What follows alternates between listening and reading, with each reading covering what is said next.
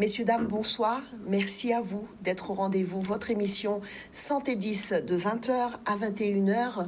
Ce soir, la thématique, l'impact psychique et physique des traumatismes.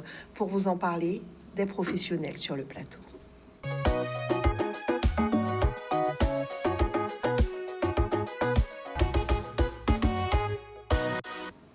L'impact psychique et physique des traumatismes. On en parle ce soir dans votre émission Santé 10.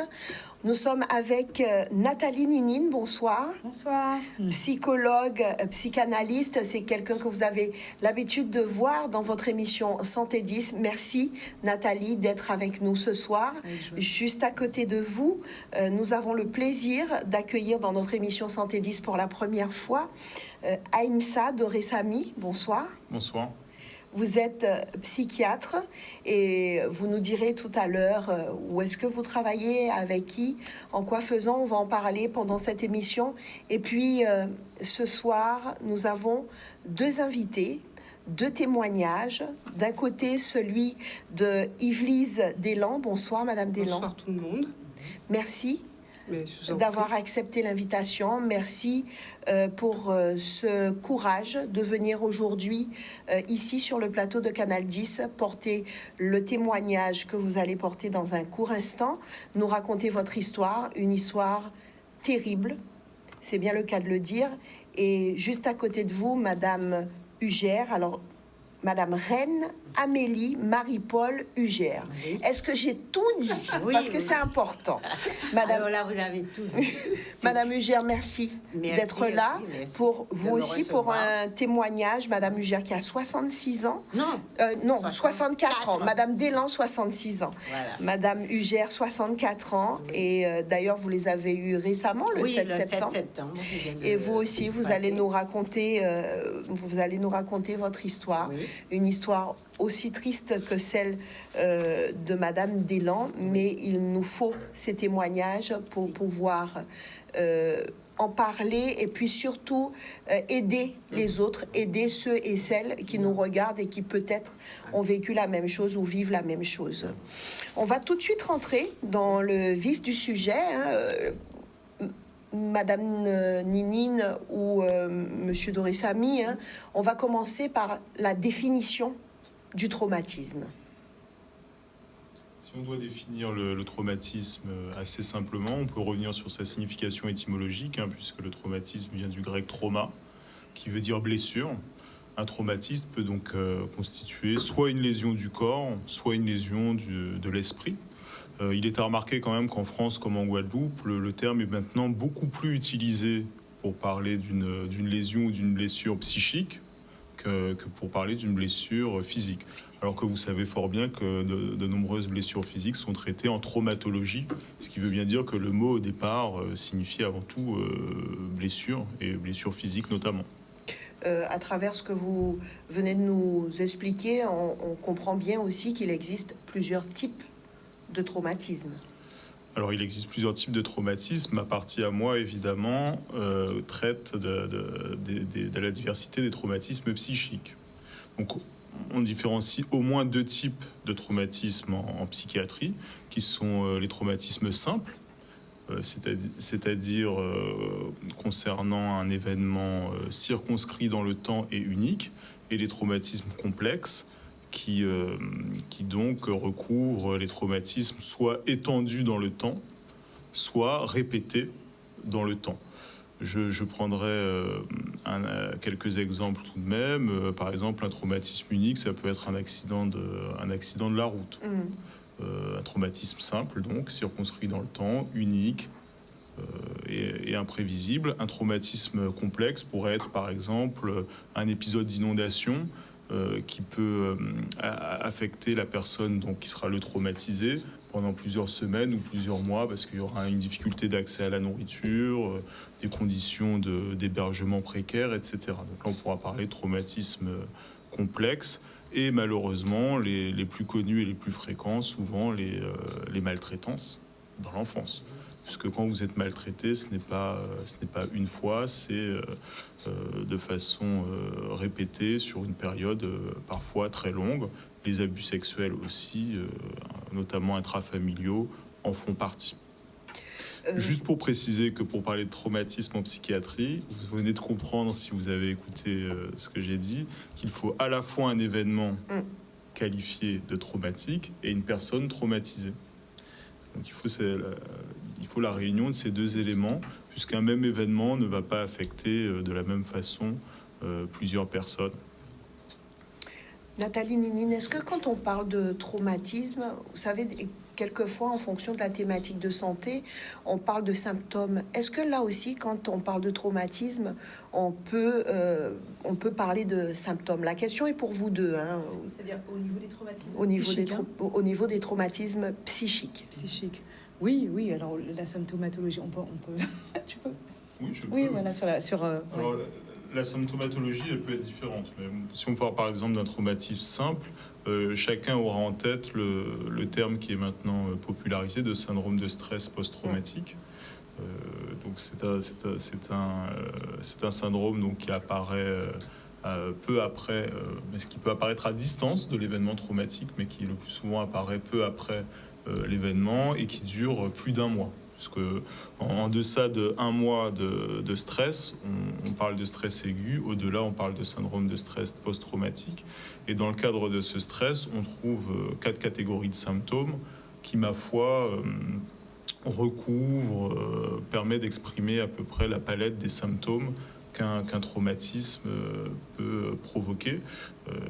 La personne aura tendance à être en hypervigilance permanente, un peu comme si l'événement pouvait se reproduire immédiatement, un peu finalement comme si on était quelques minutes ou quelques heures après l'événement et qu'il fallait encore faire attention puisqu'on ne sait pas encore si le danger est totalement écarté, parce que finalement tous ces symptômes relèvent de la prolongation et de l'intensification d'une réaction qui au départ est naturelle et adaptée. Vous venez de connaître une menace mortelle, vous faites encore très attention, une porte claque, vous sursautez, vous êtes hyper vigilant. Sauf que là, on est 2 mois, 3 mois ou 4 mois après l'accident, la prise d'otage ou l'agression. Et vous êtes toujours dans cet état. Donc hyper-vigilance, première catégorie de symptômes.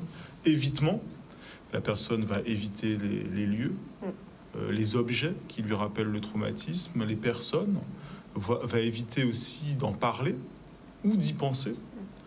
Donc là aussi, on peut parler d'intensification d'une réaction normale, puisque le fait de ne pas en parler, de ne pas y penser, de ne pas retourner sur les lieux, finalement, au départ, c'est une réaction plutôt saine, visant à ne pas réactiver des sentiments, des affects, des émotions pénibles.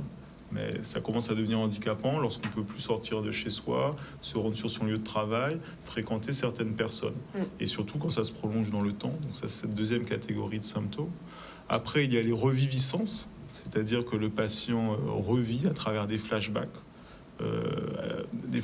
qui très souvent sont d'un réalisme saisissant, qui l'agression, qui la prise d'otage, qui l'accident. Et ce sont des choses qui sont extrêmement désagréables pour la personne. Et la quatrième catégorie de personnes, on relève plus du cours de la pensée de la personne qui va s'accabler elle-même, être honteuse, se dévaloriser. Donc ces 4 catégories de symptômes, vous les retrouvez dans le syndrome de stress post-traumatique quand il est caractérisé et qu'il est désigné comme maladie, mais vous le trouvez peu ou prou à différents degrés chez des personnes qui ont connu un traumatisme. Alors ça concerne surtout le traumatisme simple. Alors évidemment, les traumatismes répétés donnent lieu à des troubles traumatiques du développement qui sont beaucoup plus complexes et qui font appel à des symptômes extrêmement variés. Ce sont les plus dangereux?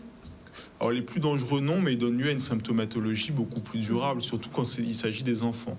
Mais n'étant pas spécialiste du psychotrauma d'une part et n'étant pas pédopsychiatre d'autre part, j'aurais plus de mal à en parler. En tout cas, il y a toute une constellation de symptômes qui, chacun n'est pas spécifique, mais qui, quand on revoit l'histoire du patient, s'intègre le plus souvent parfaitement au vécu de traumatismes complexes, maltraitance répétée, violences éducatives, abus sexuels ou autres. Les traumatismes affectent, Nathalie, le cerveau? Ah oui, oui, oui. Alors, je voudrais juste rajouter que le docteur Doris Ami l'a dit, c'est-à-dire il y a la situation traumatique et puis il y a la personne traumatisée. C'est-à-dire que la personne, sur quel terreau vient le traumatisme? C'est-à-dire que en fonction du niveau de développement, de la maturité comment dire, de la personne traumatisée, des ressources. Alors, par exemple, pour un jeune enfant, plus c'est jeune, moins c'est bien construit, etc. Donc, les ressources ne sont pas encore là. Donc, un traumatisme qui survient très tôt, plus ça surviendra trop tôt, plus le traumatisme risque d'engendrer d'avoir des répercussions importantes dans la personnalité de la personne, dans la vie de la personne et de la personnalité, dans la construction de la personnalité. Et puis, savoir que le traumatisme, même à l'âge adulte, il peut survenir sur une personne, mais on ne sait pas la structure psychique de la personne, c'est-à-dire la plus ou moins grande fragilité de la personne. Donc c'est à ce moment-là le traumatisme, si par exemple les assises de la personnalité sont fragiles, à ce moment-là ça peut déboucher sur une décompensation de la personnalité. Donc sinon ça peut être juste une symptomatologie dépressive ou enfin quelque chose où la personnalité n'est pas affectée, mais si la personnalité est fragile, un coup par le traumatisme, un coup dans l'édifice peut faire s'effondrer tout l'édifice. Et puis on a aussi comme voie d'expression aussi de l'impact traumatique aussi la psychosomatique. C'est-à-dire où c'est le corps qui vient prendre le relais lorsque le mental est surchargé. On va revenir tout à l'heure avec vous, Nathalie Ninine, avec le docteur Doris Ami, pour que nous puissions répondre à certaines interrogations, comme les conséquences des traumatismes, comment se soigner après un traumatisme, est-ce qu'on guérit d'un traumatisme. Mais juste avant, j'aimerais me retourner vers Yvelise. Yvelise Deslands, vous avez 66 ans. Et je n'aimerais pas en dire plus parce que j'aimerais vous laisser la parole pour que vous puissiez parler au plus grand nombre et leur raconter cette histoire très douloureuse.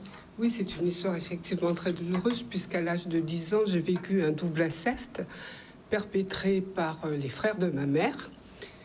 Et à partir de là, j'ai eu des conséquences, des dégâts très profonds au niveau de toutes les dimensions de ma vie. Dimension psychologique, dimension émotionnelle, dimension sexuelle, dimension relationnelle, dimension sociale. Mon identité, je me suis toujours demandé est-ce que j'aurais été la même personne d'avant ce traumatisme. Et bien sûr, ma santé physique, on en parlera après. Et donc, ce traumatisme, deuxième gros traumatisme, après la révélation, ce qui se passe, c'est que tu es isolé de ta famille. Ta famille te bannit. Tu es banni de ta famille. On ne veut pas te voir parce que tu crées un problème, parce que tu as 1000 zizanies dans la famille, etc. Et alors qu'ils devraient comprendre qu'on leur fait un cadeau. Quand quelqu'un dit... en l'occurrence, pour moi, c'était 2 personnes. Ces 2 personnes de la famille sont des pédophiles... parce que quand on viole une gamine de 10 ans, il faut appeler un chat. On est des pédophiles, ok? Et lorsqu'on dit ça, on se retrouve isolé, alors qu'ils sont invités dans la famille. Et toi, donc l'injustice, elle est jusque-là. Et après, ce qui s'est passé encore en triple peine, c'est que, donc ça fait 56 ans que j'ai vécu ça. Jusqu'à très récemment, j'ai développé des maladies auto-immunes. Ça veut dire que auto-immune, c'est soi contre soi. Non seulement elles étaient auto-immunes, mais en plus, je les avais. Elles se caractérisaient dans ma féminité. Ce qui veut dire que une maladie auto-immune, t'as pas beaucoup d'écrits, tu vas chercher. C'est pas évident. Tu es en errance médicale, tu vas chercher tout le temps des renseignements parce que il n'y a pas de traitement la plupart des fois. Tu prends le diagnostic. Et en fait, ce qui s'est passé, c'est que je l'ai appris beaucoup plus tard, au bout de la deuxième maladie auto-immune. J'ai compris que c'était toujours les séquelles de cet inceste. Parce qu'il y a des choses qui n'étaient pas sorties en moi. Et elles sont sorties au travers de cette maladie, de ces 2 maladies-là. Donc pour le moment, c'est ce que je dirais. Alors, moi, je vais revenir sur une partie précise. En fait, vous dites, quand je l'ai dit, j'ai été quasiment rejetée de la famille. Ça s'est passé, vous aviez l'âge de 10 ans. Vous l'avez dit à quel âge? Vers 40 ans, l'âge de 40 ans. Donc, j'étais en métropole à l'époque. Je suis venue en Guadeloupe pour l'annoncer à ma mère et à mes parents. Et après, je suis venue m'installer en Guadeloupe. Et au fur et à mesure des choses, je me suis rendu compte que ça s'est passé tout simplement, par exemple, lors d'invitations et de mariages. Quand j'ai annoncé que si les deux violeurs étaient là, je ne viendrais pas, je me suis laissé dire que non, que... que tu ne viendras pas. Non, non, que mes frères devaient être là. Donc là, à partir de là, ça veut dire que c'est moi qui me mettais à l'écart. Donc, tu comprends très vite que le cadeau que tu leur as fait n'a rien servi. Parce qu'à la limite, quand on parle, c'est pour prévenir et pour dire « Attention, il y a d'autres enfants dans la famille. Ils sont là, les violeurs. Ils sont attablés avec vous. » Donc, quand on a le courage, parce qu'il faut du courage pour le dire. Il faut du courage encore ce soir pour le dire. Et non, c'est pas un beau cadeau qu'on leur fait. Donc, on reste avec ça et on est... Voilà, on vit avec. Quand nous avons discuté, Madame Deslands, pour préparer l'émission, vous avez souvent répété lors de notre discussion, l'inceste fait partie des 3 interdits universels. Effectivement, il y a 3 interdits universels sur Terre qu'on retrouve dans toutes les sociétés, dans toutes les religions. Quelle que soit la couleur de la peau, sur tous les continents, il y a 3 interdits. Premier interdit, c'est le cannibalisme. On ne mange pas des gens. Deuxième interdit, c'est le meurtre. Troisième interdit, c'est l'inceste. C'est-à-dire que pour qu'il y ait un socle, pour qu'il y ait une société, on ne fait pas ces choses-là. C'est inscrit en nous. Donc apparemment, ce n'était pas suffisamment inscrit pour 2 de mes oncles. Il y a autre chose que j'ai noté durant notre discussion, que vous avez répété souvent. L'inceste est un crime sans cadavre. Oui, pourquoi je dis ça, et Madame Ugère va le mentionner aussi, c'est que en principe, en France, l'inceste est un crime, c'est-à-dire que c'est jugé aux assises et c'est passible de minimum 15 ans de prison. Mais quand on parle d'inceste, de crime, en général, les gens voient du sang, des violences, des coups, etc. Sauf que l'inceste, ça se passe de façon... Les pédophiles se servent à la maison. L'enfant est sous l'autorité de la famille. Donc, ils ne disent rien. Les enfants ne disent rien. Et ils sont maltraités au sein de leur famille. Donc, c'est invisible dans le cas où si je ne le dis pas, les gens vont le découvrir aujourd'hui parce qu'ils vont regarder. Mais s'ils ne le disent pas, si je ne dis pas ma souffrance, si je ne dis pas ce qu'a été ma vie, personne ne le saura. Je pourrais dire quelque chose. C'est un crime qui se passe au niveau psychique. C'est-à-dire qu'on tue le psychisme. Absolument. On tue, voilà. Docteur Doris Amy, est-ce que quand quelqu'un a vécu ce type de traumatisme à l'âge de 10 ans, arrive avec du courage à le dire à l'âge de 40 ans et se fait plus ou moins rejeté par des personnes qui devraient protéger. En fait, je ne sais pas comment l'expliquer, mais quand on dit quelque chose, quand on avoue quelque chose à sa maman, aux parents, ce sont des gens qui sont censés nous protéger, peut-être même nous surprotéger.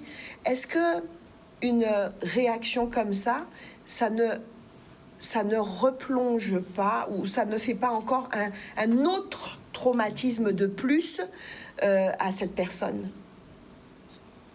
Vous avez fait de façon pertinente et la question et la réponse. Je rentrerai néanmoins un peu dans le détail. Il y a plusieurs éléments. D'une part, c'est que l'enfant traumatisé, ce qui semble avoir été le cas d'Yvelise, je peux vous appeler Yvelise ? Oui, tout à fait. Ce qui semble avoir été le cas d'Yvelise, va déjà développer des comportements qui le mettent en retrait très souvent, qui en font un enfant un peu particulier, un peu à part, et aux relations déjà perturbées, difficiles en termes de stabilité, en termes de confiance aussi. Et quand cet enfant se confie, il est très souvent discrédité parce que déjà les enfants sont discrédités, parce qu'il s'agit aussi pour un homme d'âge, on va dire enfant à 10 ans, on pourrait catégoriser nourrisson, enfant, adolescent. Concernant Yves-Lise, c'est à la charnière de l'enfance et de l'adolescence. Il s'agit de décrire et de se plaindre d'un mal dont on ne peut pas comprendre tous les tenants et les aboutissants, puisque quand vous subissez un acte sexuel non consenti et violent à l'âge de 10 ans, vous ne savez pas exactement ce que ça signifie pour la personne qui vous l'a fait. Vous ne savez pas symboliser et décrire ce que ça implique pour vous. Et vous devez quand même vous en plaindre. Donc vous allez parfois utiliser un langage, je ne sais pas à quel âge vous avez... Je l'ai dit, j'étais adulte. Vous étiez adulte. Et là, vous connaissiez les tenants et les aboutissants. Absolument. Donc c'est dans l'après-coup, en fait, que vous avez pu le dire, ce qui est souvent le cas. Voilà. Mais quand l'enfant en parle, souvent c'est dans un langage un peu rudimentaire qui ne parvient pas, en fait, à se rendre crédible. Il y a aussi l'idée que si on tait la chose, parce qu'il arrive très souvent que ce soit plus ou moins intuitivement su par l'entourage, mais il y a l'idée prégnante que l'enfant souffre moins. Bon, on a beaucoup lutté contre ça, donc c'est moins le cas maintenant. Donc que l'enfant souffre moins d'une part et que l'enfant oubliera d'autre part. Sauf que l'enfant souffre et que l'enfant n'oublie pas. Et que le traumatisme prend de plus en plus de place à mesure qu'il grandit et que ça donne ces fameux symptômes très, très divers. Yves-Lise a parlé de maladies physiques. Et il est su quand même qu'il y a certaines maladies physiques qui peuvent être en lien avec des psychotraumas.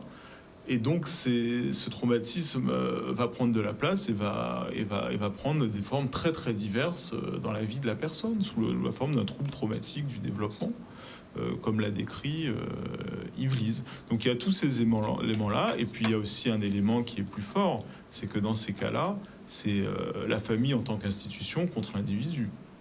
Il s'agit de protéger l'individu, mais il s'agit de protéger la famille.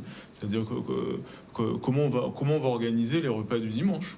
C'est une question qui peut paraître triviale, mais qui entre en jeu, malheureusement. Sauf que peut-être que justement à ces repas de famille, quand il y a ces deux oncles qui sont là, et pas Yves-Lise, elle en souffre de son côté, mais visiblement Nathalie... Ils ne souffrent pas de cette situation? Alors deux choses. C'est-à-dire que déjà, le docteur Doré-Samy parlait de l'enfant qui peut parler, mais c'est difficile pour lui de parler. Il y en a qui parlent jamais, qui préfèrent à la limite oublier, et puis bon, ça ressurgit après, mais Et puis, concernant la famille, effectivement, c'est quelque chose de violent, mais il faut savoir quand même que il y a des socles familiaux qui sont pathologiques, c'est-à-dire que déjà deux frères qui sont pédophiles, on peut se poser la question du climat incestueux qu'il y a dans la famille. Et donc, est-ce que finalement, ce ne sont pas des pratiques de cette famille et qui finalement, où c'est tombé sur elle a pu parler, mais bon, peut-être que les propres parents qui devraient peut-être défendre. Peut-être qu'il y a eu eux-mêmes peut-être ont été traumatisés et ont dû se taire aussi, ou bien ont fait le choix de se taire, ou bien ont été réduits au silence. Donc c'est aujourd'hui, Yves-Lise, vous avez 66 ans. Vous le dites, hein, vous êtes un peu coupé du reste de la famille. Je suis pas un peu coupé, je ne vois pas ma famille, c'est clair. C'est aussi violent que ça. Et le pire, c'est que les critiques les plus sévères que j'ai pu avoir viennent des femmes. Et oui, alors que tu peux te dire qu'une femme, quelle femme n'a pas été une petite fille de 10 ans? Quelle femme n'aurait pas pu se mettre à ma place, te dire, mais si ça t'arrivait moins, qui j'en t'ai fait? Quelle femme n'a pas de fille? Quelle femme n'a pas de petite fille? Quelle femme n'a pas de sœur, de cousine? Quelque chose qui pourrait rapprocher une sorte de... Non, c'est les critiques les plus sévères que j'ai pu rencontrer venaient des femmes. Donc, voilà. On va marquer une courte pause. Ça va nous donner la possibilité de respirer un bon coup et puis on va revenir avec le témoignage de Madame Ugère. Oui, merci.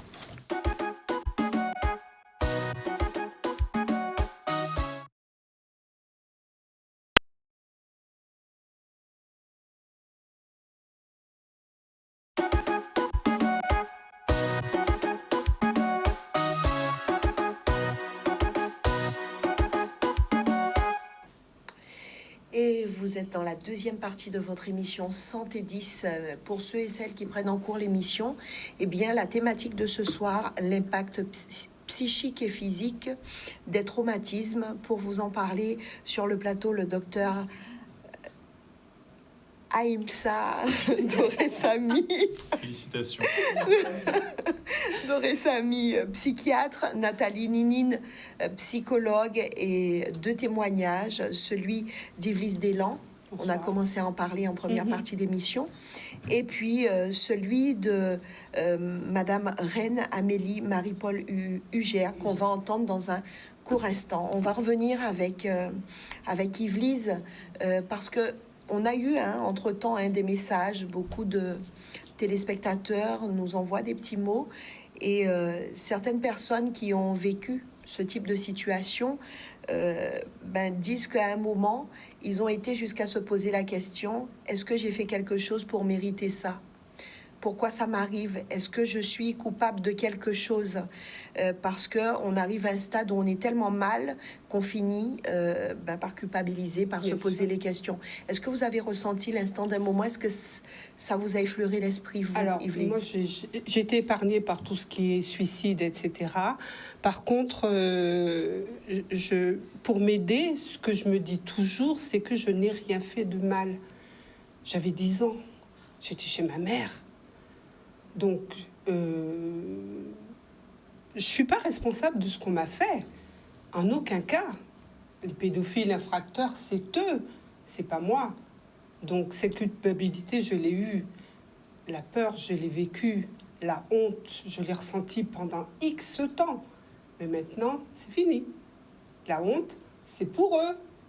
C'est plus pour moi. C'est-à-dire que à partir du moment où... je parle aujourd'hui, enfin j'avais déjà parlé à ma famille un petit peu avant, et aujourd'hui publiquement, c'est que je veux régler mon compte avec la honte, à savoir que maintenant c'est eux, comme on dit, la honte doit changer de camp.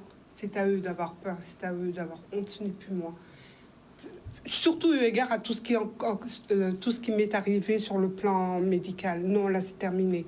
L'injustice, j'en peux plus. C'est juste plus possible. Nathalie? Par rapport à ça, effectivement, on voit souvent chez les enfants, c'est-à-dire par rapport à cette chose tellement terrible, chez les enfants et d'autres, et même adultes aussi, des traumatismes, des abus, lorsqu'il y a des abus, où la personne qui commet l'abus, dont l'abus pervers, donc n'a pas de culpabilité. Mais la culpabilité, du coup, est endossée par la victime, parce que l'autre, finalement, il n'y a aucun doute pour l'autre. Et une manière de... la culpabilité, c'est quelque part se protéger, un peu se dire, c'est là, quelque part, j'ai mérité, parce qu'en fait, donc si je me comporte bien, si voilà, quelque part, ça m'arrivera plus, donc je pourrais me protéger. Sauf que c'est construit sur quelque chose de faux. Et au fond, finalement, c'est là où ça, au contraire, ça amène des dégâts, puisque la culpabilité n'est pas bien située. Claude, qui nous a laissé un message, a dit, après avoir subi des choses aussi, souvent il a eu envie de mourir. C'est quand quelqu'un parle comme ça, c'est que la personne est dans une telle souffrance, docteur, que voilà quoi, qu'il a souvent eu envie de mourir. Le taux de suicide chez les personnes ayant subi un psychotraumatisme simple ou complexe est beaucoup plus élevé que dans la population générale. On est dans des taux qui oscillent entre 10 et 15%, contre 2% en population générale. Et c'est aussi expliqué par des comorbidités, c'est-à-dire des troubles qui en plus du traumatisme viennent s'ajouter. Chez la personne, il y a plus de consommation de drogue chez la personne qui qui a subi des traumatismes. Il y a plus de maladies aussi en général. Il y a plus de dépression. Et donc, comme je le disais, in fine, un réel risque suicidaire si la personne, évidemment, n'est pas traitée de façon adaptée dans des délais convenables. Yves-Lise, aujourd'hui, vous avez pris la décision d'en parler à la télé, à visage découvert. Absolument. Cela n'a pas été chose facile, on doit le dire. Vous êtes là, mais sur le plateau, mais c'était très difficile pour des raisons bien précises.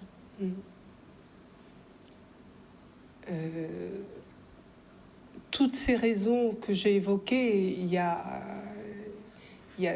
tous ces traumatismes, il y a tous ces... Enfin, il y a tellement de choses à dire sur ce traumatisme et sur ce tabou, parce qu'on n'en parle pas en Guadeloupe. Hein. J'ai même eu l'impression que l'inceste en Guadeloupe, c'était comme le nuage de Tchernobyl, c'est-à-dire qu'il avançait, mais c'est juste arrêté le nuage. Il y a eu des rejetés sur tous les autres pays, tous les pays sauf en France. Et ben, j'ai eu l'impression que l'inceste c'était pareil.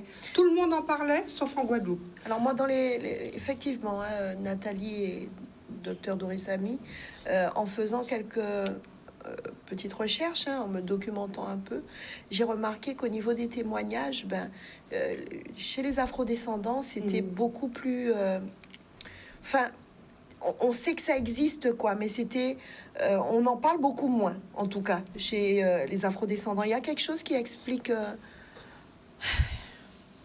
Au niveau de tout ce qui est, violence, abus, etc., on a une histoire. On a l'esclavage. Hein. On a l'esclavage avec tout ce qui est de l'ordre des tabous qui ont explosé. Et tout ça fait des petits. Ça fait de la répétition. Et donc, on voit ça. Et notamment, Yves-Lise parlait aussi des femmes qui, au contraire, qui soutiennent l'agresseur. On voit ça aussi chez les victimes, une aliénation, c'est-à-dire où... alors que, parce que n'oublions pas, pendant l'esclavage, beaucoup de femmes ont été violées. Beaucoup de femmes, de toutes petites jeunes femmes aussi.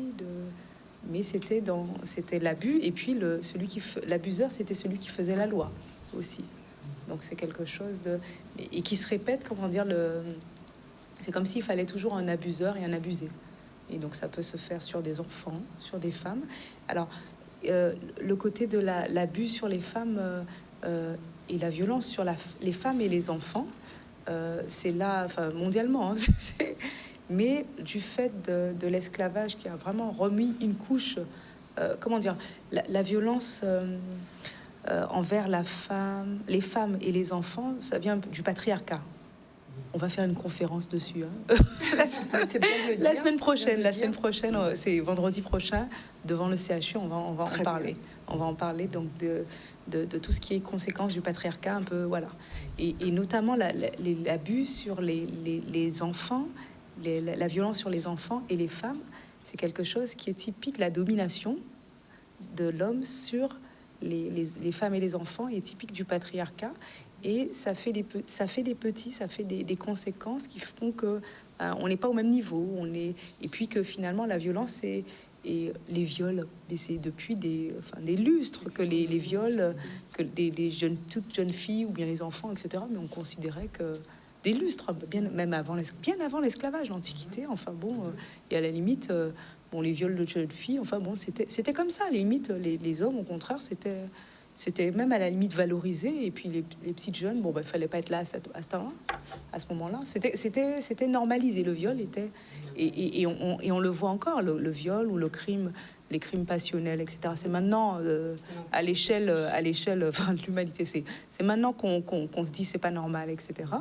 Mais en réalité, c'est quelque chose qui était là et qui est tout avec qui bénéficiait d'une tolérance totalement. Tout à fait. Et juste pour compléter, après je passerai la parole à Reine par rapport à ce que vous disiez, Madame Zabarel, par rapport à pourquoi j'ai voulu j'ai voulu témoigner à visage découvert. L'une des raisons, ou la raison principale, c'est que je veux par-dessus tout protéger ma lignée descendante. Je ne veux pas que cet inceste s'inscrive en héritage pour mes futurs petits-enfants, etc., etc. Il faut couper ce lien. Et madame nous disait tout à l'heure, je ne sais pas s'il y a un problème généalogique, je ne sais pas. Mais en attendant, je fais ce qu'il faut pour couper ce lien.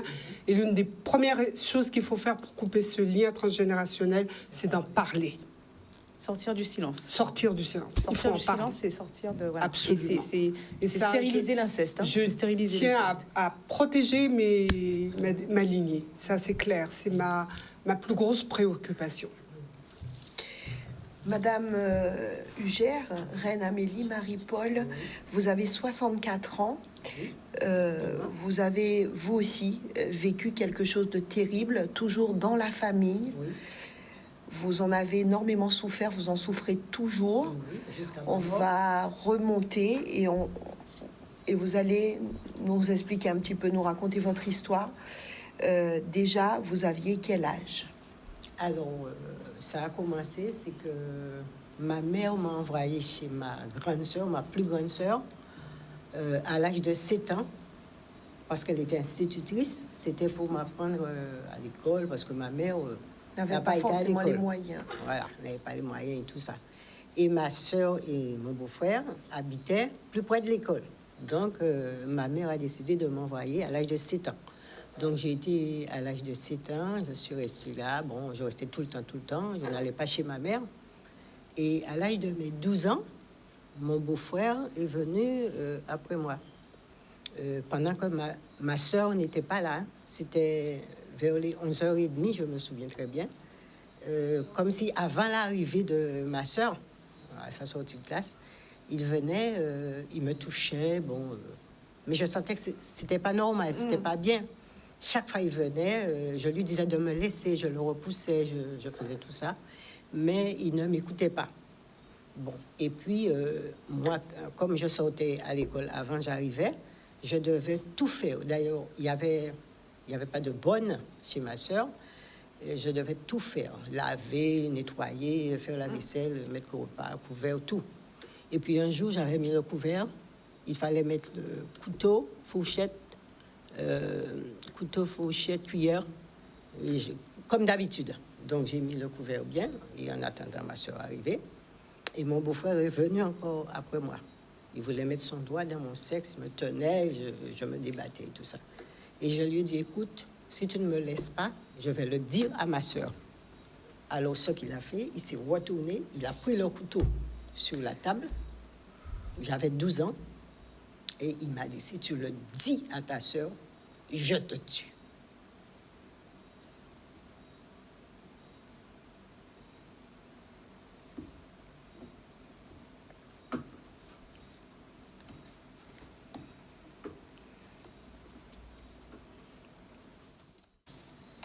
Vous êtes dans l'émission Santé 10. Nous parlons ce soir de l'impact psychique et physique des traumatismes. Nous sommes avec le docteur Doris Ami qui est psychiatre, Nathalie Ninine, psychologue, psychanalyste. Nous avons entendu tout à l'heure Yves-Lise d'Élan qui nous a fait un témoignage et nous étions en train de discuter, de parler, d'échanger avec Madame Ugère, Reine Amélie Marie-Paul, qui nous parlait de cette terrible histoire. Et donc, à l'âge de 12 ans, il vous met le couteau sous la gorge. Oui. Votre beau-frère, le mari de votre grande sœur. Ma plus grande sœur. Pour vous dire qu'il ne faut rien dire, que si vous parlez, qu'il vous tue. Il me tue. À ce moment-là, j'ai senti que mes deux bras ont fait ça. Ça. Et depuis, il m'a tout fait jusqu'à l'âge de mes 16 ans. Je ne pouvais pas parler. J'étais... Comment dire ça? C'est comme si c'était... Tais-toi. Et je ne pouvais rien faire. Tout le temps, il venait après moi. Il prenait ses enfants. Il mettait les enfants sur le balcon. Et il m'emmenait dans la chambre des enfants. Il me violait. Les enfants, savait qu'il y avait ce qui se passait. En fait, qu'il y avait quelque chose qui n'allait pas. Mais il poussait les enfants. Les poussait même. Les enfants voulaient rentrer, ils ne voulaient pas. Et il me mettait dans la chambre, il me faisait ce qu'il voulait, tout. Quand ma soeur rentrait, tout le monde est assis à table, on est là, je regardais ma soeur comme ça. Pour qu'elle puisse... Pour qu'elle puisse comprendre. Pour qu'elle puisse comprendre qu'il y a quelque chose qui ne va pas. Elle ne s'occupait pas. Et je peux vous dire une chose, j'ai 64 ans aujourd'hui. Ma soeur ne m'a jamais, mais jamais posé une question. Je lui ai demandé à maintes reprises de m'écouter un moment. Elle n'a jamais voulu. J'ai vu déjà au moins 20 psychologues et 2 psychiatres et plusieurs fois. Un jour, j'ai demandé à une psychologue, je lui ai dit, écoutez, madame, je ne comprends pas. Expliquez-moi un peu. Pourquoi ma soeur ne veut pas m'entendre? Pourquoi ma soeur ne me pose pas de questions? Pourquoi? Elle va dire, c'est parce qu'elle est en faute. Et jusqu'à aujourd'hui, j'ai tout fait, tout ce qu'il faut pour que ma soeur m'écoute, elle ne veut pas. Parce qu'il faut dire qu'à travers tous ces viols, il y a eu quelque chose de terrible. C'est que vous êtes tombée enceinte. Et je suis tombée enceinte à 16 ans. J'allais à l'école. Je me souviens, je montais sur les tables. J'avais une maîtresse, elle s'appelait Madame Bicep, je me souviens. Et elle me disait, mais qu'est-ce qui vous arrive, reine? Qu'est-ce qui vous arrive? Je ne répondais pas. Mais c'est comme si j'avais quelque chose que... Je voulais faire plein de choses, plein de bêtises pour qu'on s'occupe de moi. Et à ce moment-là, j'étais enceinte, je ne le savais pas. Et c'est un jour, un cousin a été voir ma mère et lui a dit que il paraît que je suis enceinte, je suis ronde. Et là, ma mère est descendue chez ma soeur, m'a vue ronde, puisque je n'allais pas chez mes parents. Hein. Je suis restée de 7 ans à 16 ans chez mon beau-frère et ma soeur. Et ma mère est venue me chercher, ils m'ont dit de poser des questions, et patati patata. Mais chez mon beau-frère, il y avait un gars qui l'avait élevé. Et mon beau-frère m'avait forcé à dire que c'est lui qui m'a mise enceinte. Et il a obligé le gars aussi qui était chez lui à dire que c'est lui qui m'a enceinte. C'est lui le père de l'enfant. Mais comme j'avais très, très peur de lui, puisqu'il m'avait dit qu'il m'aurait tué depuis à l'âge de 12 ans, donc je faisais ce qu'il me disait. Et j'étais comme un mouton, je veux dire. J'étais tout ce qu'il me disait, ben je faisais. Et quand l'enfant est né, ben tout le monde a vu que c'était pas l'enfant du gars. C'était vraiment son enfant. Et là, et tout le monde me disait, ah ouais, c'est l'enfant de mon beau-frère. Je me souviens, je sortais de chez ma mère, parce que je suis de Moronalo. J'allais avec l'enfant au dispensaire de Moronalo. J'habitais à Lorgé. Je passais avec l'enfant devant un petit lolo à Brion. Et bien, les gars qui étaient là, ils buvaient beaucoup d'alcool, du rhum, etc. Chaque fois que je passais avec l'enfant, les gens disaient, ah ouais, mais effectivement, on avait beau-frère. Mon Dieu. Je portais l'enfant sur mon bras et j'étais un enfant. J'avais 16 ans. On était majeur à 21 ans en ce temps-là. Parce que mon fils est né en 75. Ben mon Dieu, je peux dire, j'ai souffert. J'ai souffert. Et je vais continuer à souffrir. Je vais mourir de souffrance. Parce que je ne voulais jamais que ça m'arrive. Tout le temps, je pleure. Tout le temps, je me dis, mais pourquoi moi? Mais pourquoi? Qu'est-ce que j'ai fait, comme vous venez de dire? Qu'est-ce que j'ai fait? Il y a même des fois. Un jour, j'habite au 4e étage après Pointe-à-Pitre. Quand j'ai pu partir de chez mes parents, j'ai porté plainte. Mais quand j'ai porté plainte, le substitut du procureur m'a répondu que il y a prescription parce que j'ai parlé vraiment trop tard. Trop tard, c'est ça. Mais que je pouvais prendre un avocat sur le plan civil et demander des dommages et intérêts. Et le lendemain, je suis partie, c'est ce que j'ai fait. Eh bien, cet avocat-là a pris mon argent, m'a roulé dans la farine et je suis resté sans rien. Après, j'ai dû reprendre notre avocat de moi-même, repartir aussi, ça, et finalement, il y en a été fait. Bon. C'est un fils que vous avez? J'ai un fils. Aujourd'hui, il a 47 ans, il a 47 ça? ans. Vous lui avez dit à un moment, si. Là aussi, c'était difficile? Ah oui, parce que je pouvais pas lui dire, parce que je suis partie de chez mes parents, j'avais 35 ans, et il était avec moi. Mais je sentais que j'avais besoin de lui dire. Alors, je sortais de ma chambre, j'allais vers lui dans sa chambre. Et il me voyait venir, pensant que j'allais lui dire quelque chose de bien. Mais quand j'arrivais, je faisais arrière. Il sentait que... Qu'est-ce qu'il y a? Il y a quelque chose. Et chaque fois, ça m'arrivait. Alors, je disais toujours à la psychologue que je ne peux pas, je ne pourrais pas lui dire. Eh bien, j'ai pu lui dire. La psychologue, tout le temps, me forçait, me disait, il faut lui dire. Et à ses 18 ans, j'ai pu lui dire. Avec mon compagnon de maintenant, je lui ai dit, il faut que je le dise, que c'est pas toi qui es son père. Son père, c'est mon beau-frère. Et j'ai été lui dire, il était en voiture, il conduisait, il s'est arrêté, je lui ai dit de s'arrêter, je lui ai dit ça, je lui ai dit, voilà, c'est pas ton père, c'est mon beau-frère, le mari de ma grande sœur. Et il m'a forcé à ne rien dire, à ne pas parler, à dire que c'est l'autre et tout. Eh bien, il s'est gonflé comme un ballon. Et puis, c'est d'autant plus douloureux de savoir qu'on est l'enfant d'un viol. Oui, l'enfant d'un viol. Et il a gonflé comme si un ballon, comme ça, qui allait exploser. Et je l'ai tenu, je lui ai dit, ne pleure pas, je souffre aussi, tu souffres, tout le monde souffre, toute la famille souffre. Mais c'est la vérité. Aujourd'hui, comment ça se passe au niveau de la famille? Quand votre maman, Madame Ugère, quand vous en avez parlé à votre maman, comment a-t-elle réagi? Alors, ma mère, quand je suis partie de chez ma mère, j'ai pu porter plainte. Un jour, j'ai vu une émission à la télévision, c'était sur Guadeloupe, RFO, c'était RFO. J'ai vu qu'un père qui violait ses 3 filles, et ça se passait à Anse-Bertrand.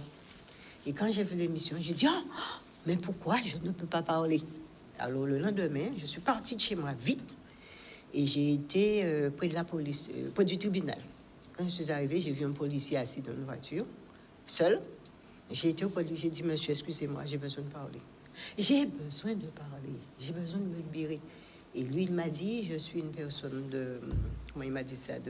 Comme si je peux lui parler. Quelqu'un de confiance. De confiance, je peux lui parler. Et j'ai fait comme... j'ai tout dit. Il m'a bien écouté et il m'a dit, madame, je vous dis une chose. Rentrez chez vous. Tout ce que vous venez de me dire là, faites un courrier, envoyez-le au procureur. Eh bien, j'ai fait tout de suite, je suis rentrée chez moi, j'ai fait un courrier, j'ai posté, j'ai envoyé au procureur. J'ai tout là. Réponse du procureur, tout me disant qu'il y a prescription, mais que je pouvais prendre un avocat et demander des dommages et intérêts, tout simplement. Et l'avocat n'a rien fait, et puis c'est tombé à l'eau. Jusqu'à maintenant, je n'ai rien eu. J'ai été malade.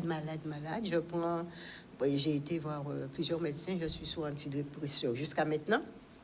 D'ailleurs, ça vous a empêché de travailler? Ah oui, je ne pouvais pas travailler. J'ai tous les certificats médicaux là. Tout le temps, les médecins me donnaient un certificat disant que je ne peux pas travailler. Je prenais que des tranquillisants. Je dormais. Des fois, je disais des choses. Les enfants ne comprenaient même pas. Quand on dit quoi, dépaler. J'étais mal. J'appelais ma mère, j'appelais tout le monde. J'étais mal. Et jusqu'à maintenant, je suis sous médicaments. Et au mois de mai 2022, je n'arrivais pas à dormir. J'étais vraiment arrivée à bout. Je suis restée 8 jours. Mes yeux ne se fermaient pas vers 22 heures. Je n'arrivais pas. L'œil ne se fermait pas. Enfin, les yeux ne se fermaient pas. Je restais jusqu'à 4 heures du matin comme ça. À un moment donné, j'ai dit non, je réveille ma fille. Parce que ça fait 8 jours que ça traîne. J'ai réveillé ma fille à 2h30 du matin. Je lui ai dit, écoute, emmène-moi à l'hôpital, vite.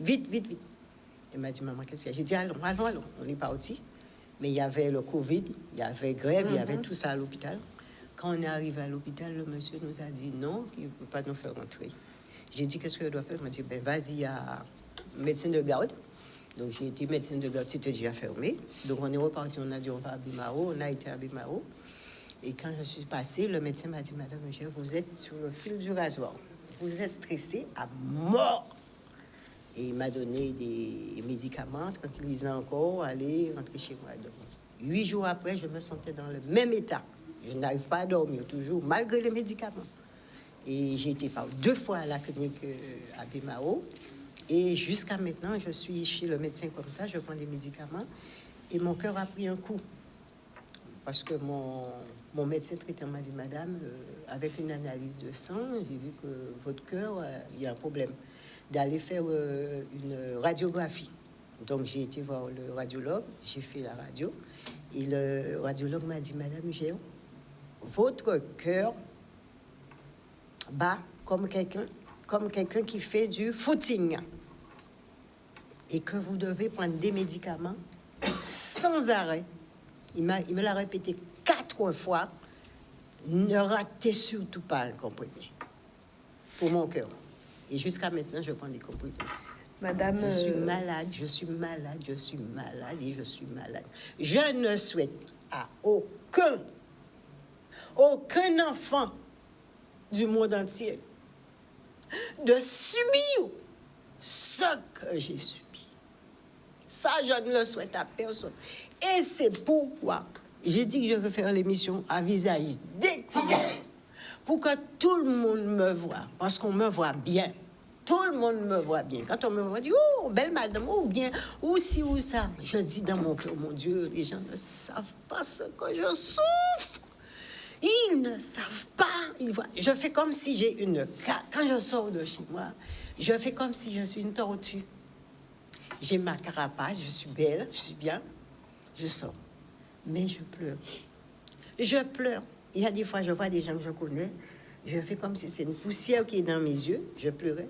Je dis, excusez-moi, mes yeux me gênent là, mais c'est pleurer que je pleure. Je prends sur moi, je fais tout pour que les gens ne voient pas Madame mes Michel, souffrances. dans notre conversation, quand on préparait l'émission, vous avez répété souvent, j'ai eu tellement de fois envie de mourir. Oui, oui. Aujourd'hui, vous avez 64 ans. Est-ce que vous avez dépassé ce stade-là? Est-ce que vous avez des enfants? Si, j'ai des enfants, j'ai des petits-enfants. Au jour d'aujourd'hui, je ne sais pas mon avenir. Je ne sais pas ce qui pourra se passer dans ma tête. J'essaie de toujours comme si effacer. Comme si effacer les pensées. Je dis, tiens, j'ai les enfants, tiens, j'ai ça, tiens, j'ai ci, tiens, j'ai ça. Mais personne ne voit mes souffrances. Je suis morte. Voilà, je suis morte. Mais je vis. Je vis. On a vraiment une illustration de ce qu'on disait, le crime. Le crime, et voilà. Mais ce qui est quand même assez... je suis admirative de la force de caractère, de la force de vie, c'est-à-dire, et même depuis l'âge de 7 ans, pourtant, qui a été formaté, enfin, qui a été... c'était comme un père pour elle. Hein. Oui. C'était comme un père. 46 ans, Voilà, de 7 ans jusqu'à l'âge 12 ans premier, voilà. Et on voit quand même qu'elle s'est défendue. Il y a une force de caractère qui s'est battue. Et puis avec ce traumatisme de la menace de mort, où finalement ça l'a complètement cassé, comment dire, ça lui a, voilà, ça l'a coupé, ça l'a, voilà. Oui. Et à ce moment-là, finalement, ça a été la voie d'entrée pour faire les fractions. Mais ce qui est assez particulier aussi, c'est que cet enfant qui est né de ce viol, de cet inceste, etc. Ces viols, parce voilà. que depuis l'âge de 12 ans jusqu'à 16 ans, je suis violée voilà. comme ça. Finalement, on sent qu'elle l'aime. Elle aime cet enfant. C'est son enfant. C'est son enfant, et c'est-à-dire que malgré le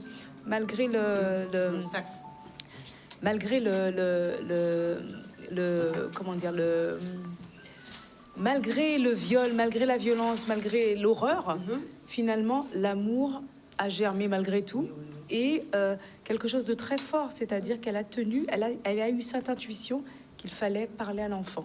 Et ça, c'est quelque chose de très fort, c'est quelque chose de très vrai. C'est-à-dire que même si les choses les plus horribles, les choses les plus horribles, il faut les dire. Il y a une manière de les dire, mais il faut les dire pour libérer. C'est-à-dire que la personne, que les enfants puissent se construire avec, mais qu'il y ait du sens. Et elle a dit aussi qu'elle a été accompagnée de professionnels de santé. Donc ça aussi, ça aide à dire les choses, à qui il faut, peut-être au moment où il le faut. Docteur Doris Ami, est-ce qu'on guérit de ce type de traumatisme? Non. Il est possible de guérir. 50% des personnes qui ont subi un traumatisme et qui ont un épisode de stress après ça guérissent dans l'année. Alors, il ne s'agit pas non plus de traumatisme répété, ultra violent, comme la personne qui a témoigné là vient de le raconter. Là, il est évident que l'aide qui a été apportée à Rennes, c'est ça? Je peux vous appeler Rennes? L'aide qui a été apportée à Rennes lui a permis de surmonter certaines épreuves. Mais c'est un traumatisme qui est tel que lorsqu'elle dit qu'elle le portera toute sa vie, sans être sûre, parce qu'on peut toujours voir des améliorations, nous pouvons la croire. C'est-à-dire qu'elle aura affronté ça, mais elle a appris à l'affronter. Ça, c'est certain. Vous savez, mais le plus souvent, ça peut faire l'objet d'une aide, et très souvent, notamment les traumatismes simples, mais également certains traumatismes complexes avec actes répétés ou de longue durée, peuvent s'amender avec l'aide des professionnels. Mais moi, sans vous couper, je sens que même si j'ai vu près de 20 psychologues et 2 psychiatres, mais pour moi, c'est comme si je suis au point de départ. Je voulais juste aussi rajouter quelque chose, et ça recoupe un peu les... je sens comme s'il y a... Ça recoupe les deux témoignages. C'est qu'un des facteurs de pronostic positif très important, c'est le soutien et la compréhension initiaux de la famille et des proches. Ça, c'est fondamental. Et on voit que dans les deux cas-là, ça n'a pas eu lieu. Et même l'avocat qui, le premier avocat qui a abusé encore. Oui, encore. C'est-à-dire qu'il refait le traumatisme. Il a pris l'argent, il n'a rien fait. Voilà. Ça a été 2 ans après lui. Et au-delà de l'avocat, le système judiciaire inique et difficultueux pour les plus pauvres d'entre nous, qui ne permet pas un rétablissement et de la vérité et de la justice. Et ce qui est très problématique, ce qui est un peu la triple peine. La première peine, le traumatisme. La deuxième peine, le silence et l'exclusion par la famille. La troisième peine, la non prise en charge par la société de l'acte criminel qui a été commis et de ses conséquences néfastes pour la personne qui en a été la victime. Et il me vient un peu, on parlait de l'esclavage. Ce type de traumatisme était courant pendant l'esclavage. Et vous voyez, Rennes, elle a pu parler, alors que durant l'esclavage, c'était impossible de parler. Et puis, bien sûr, le système familial défaillant et puis impuissant pour rétablir la justice, vérité, et puis le système sociétal qui, de la même manière que Rennes l'a vécu, finalement, ne répondait pas, ne faisait pas justice, avec prescription, et avec où la chance de Rennes, c'est quand même qu'elle a pu parler, elle a pu avoir des professionnels, alors que les ancêtres esclaves n'avaient pas tout ça. Et le fait qu'elle ait dit à son enfant, ça fait, c'est de la même manière que pour Ivelisse, c'est que c'est finalement couper la chaîne de répétition, c'est-à-dire arrêter l'hémorragie. Mais le problème, c'est que dans l'esclavage, ça n'a pas été fait parce qu'il n'y avait pas les moyens, la structure sociétale ne permettait pas ça, et donc ça fait que on continue et on arrive encore à une recrudescence de traumatisme de ce genre. Alors, oui, juste pour compléter, pour finir, c'est que on ne peut pas tout aborder, c'est pas possible. Mais il y a un élément qu'on n'a pas abordé qui est important, c'est la mémoire traumatique. Parce que souvent, moi, je vois l'un des reproches qu'on me faisait, mais pourquoi c'est à l'air ou à palais? C'est parce que j'étais prête à ce moment-là, d'une part, et que la mémoire traumatique, c'est une protection du cerveau pour dire ça, là je peux pas, là non, ça je vais le ressortir un petit peu plus tard.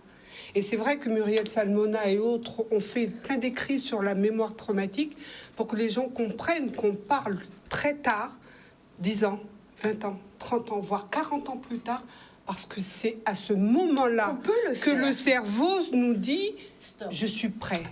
Là, je peux en parler. Parce qu'il y a tellement de conséquences derrière, eh ben, l'exclusion de la famille, etc., etc. Parce qu'il y en a qui ne parlent pas. Je connais des grands-mères de 80 ans qui ont été SST, qui n'ont jamais parlé. Jamais. Docteur Doreissamy, on arrive quasiment à la fin de notre émission.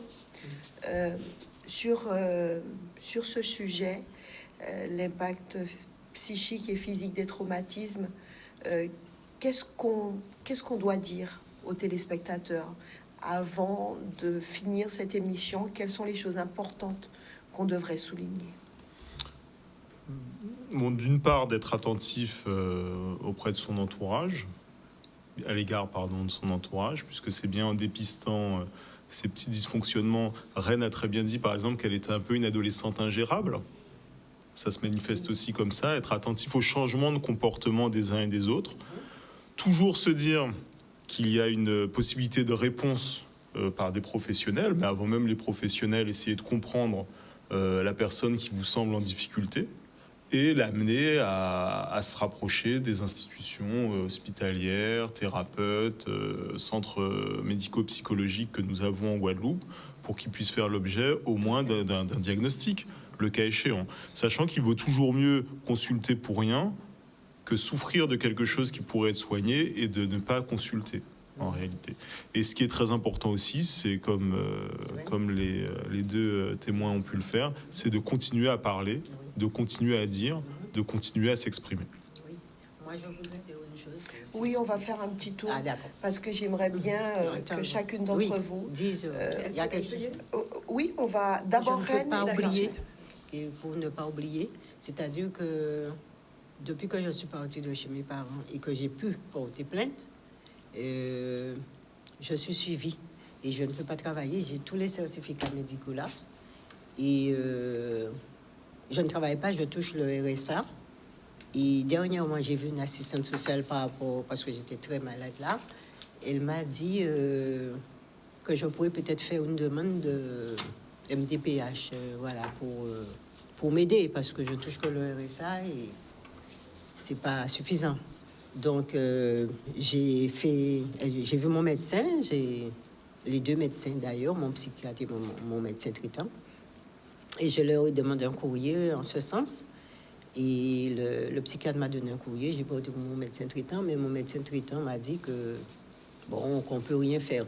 Mais ce que moi je veux dire, c'est que depuis mon jeune âge comme ça, je n'ai pas pu travailler, je n'ai pas pu aller à l'école, j'ai pas pu passer mon permis, je n'ai rien, je vis que de ça, je suis malade tout le temps, je me soigne.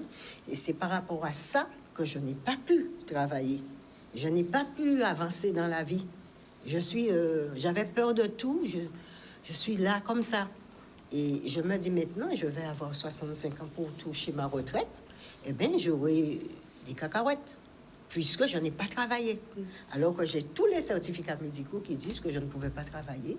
Donc, je me demande, qu'est-ce que je vais faire? Je suis un peu perdue. Alors, si vous, qui êtes en face... Est-ce qu'il faut faire une loi? Qu'est-ce qu'il faut faire pour nous, les gens qui sont victimes comme ça? On souffre, on est malade, on a tout ça, on ne peut pas travailler. Mais de l'autre côté, on peut rien faire pour nous. Alors, si vous... qui est en train de nous regarder ce soir, vous avez une réponse à cette question, n'hésitez pas à nous appeler ici à Canal 10, n'hésitez pas à rentrer en contact avec nous. Nous allons pouvoir vous mettre en relation avec Reine, puisque, comme Yoka dit, c'est y'en a l'autre. Si on peut aider, si on peut accompagner, eh bien, il faut le faire. Il faut le faire après tant de souffrances. N'hésitez pas à vous rapprocher de Canal 10 pour que nous puissions vous mettre en relation avec Reine. Voilà. Et je demande à tous les corps d'État, tout le monde, sans exception, tous les gens qui peuvent m'aider, tous, tout le monde, faites-le. J'ai besoin d'aide. Je souffre trop, personne ne le voit. Je ne dis pas ça, mais je souffre. Je souffre, on me voit bien, mais je ne suis pas bien. Je suis malade. Il y a même des fois, je sens que je vais mourir. Je dis non, pourquoi on vit mort? Pourquoi on vit mort? Il faut rester là, tiens, bé, on mange, tiens, bé. Mais je sens que je pars. Tous les gens qui peuvent faire un geste, Faites quelque chose pour moi, quel que soit. Arrangez-vous, médecins, avocats, ceux qui peuvent, tout le monde, chanteur, sportif, tout le monde, mettez-yo. Des enfants, je dis même un enfant qui peut m'envoyer un bisou, oui. Ça me fera du bien. Même un enfant qui m'envoie un bisou, cela me fera du bien. À plus forte théorie, les autres. On entend bien votre voilà. Détresse, Reine.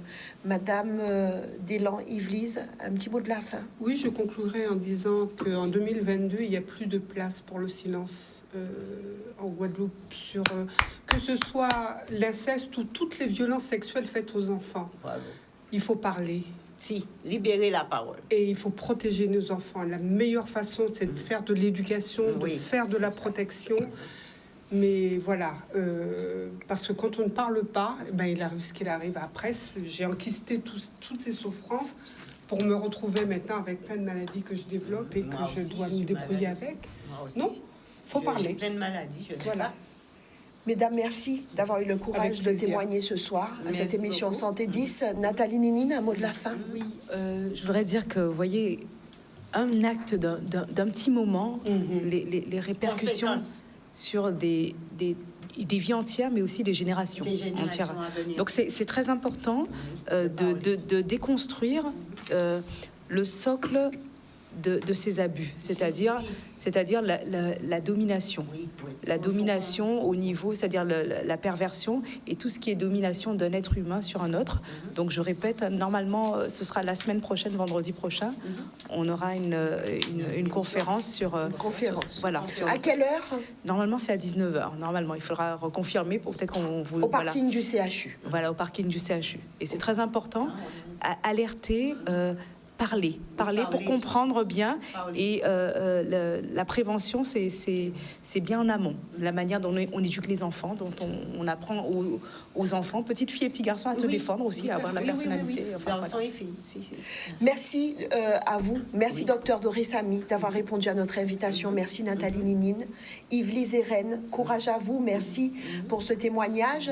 J'aimerais m'excuser près de mon collègue et près de toute l'équipe de Zone Rouge, mais le sujet demandait un petit peu plus de temps qu'une heure. Donc, merci à Jordan, à la réalisation, et on vous laisse en compagnie de toute l'équipe de Zone Rouge. Merci, au revoir. Au revoir. Merci, au revoir.